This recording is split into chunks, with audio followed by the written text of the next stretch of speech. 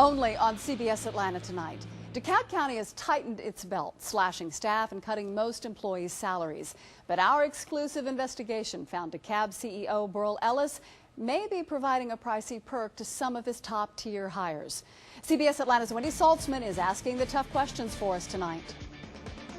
It's no secret DeKalb, like other area governments, is having budget problems, too little money and too many expenses.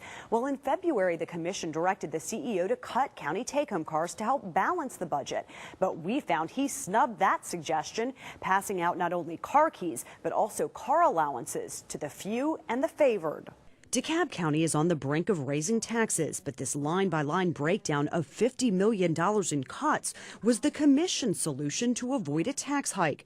The problem is that budget isn't being followed. That means they went against our intent and our approval of the budget. Here it is in black and white. The commission called for a $700,000 cut in county take-home cars. We had a lot of take-home cars. And they still do. A list obtained by CBS Atlanta News shows the county still has about 381 take-home cars, a minor cut from the June record of 429 cars that amounts to we saved $206,000. A far cry from the commission's $700,000 suggested cut. They were still looking for another $500,000 reduction in take-home vehicles. Yeah, our public safety director is telling us that that's just not a practical way of accomplishing that budget goal. CEO Burrell Ellis is in charge of carrying out the commission's budget recommendations, but in this case, where's the other $500,000 coming from? Well, in savings throughout the government. That was not our intent, and it's gone against what our policy decision was. Included on the commission's chopping block were a slew of questionable cars. Public Defender's Office has 16 cars.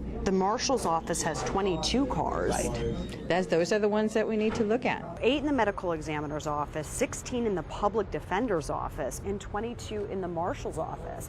Are those justifiable take-home vehicles? Well, again, in public safety particularly, we're always going to have some take-home vehicles. But these non-public safety cars, gas, and insurance are all still part of the county's bloated budget. We need to go back, we need to evaluate and find out how many we really have and how we can eliminate the ones we don't need. And there's more. CBS Atlanta has uncovered another record which shows 20 members of the CEO's executive staff also have hefty car allowances, up to $500 a month as part of their employment perks, alone totaling nearly $120,000 a year. That is a part of the compensation that is negotiated for some people, not for everyone. Burrell Ellis says all take-home vehicles would have to be cut to make up the amount of money the commissioners wanted.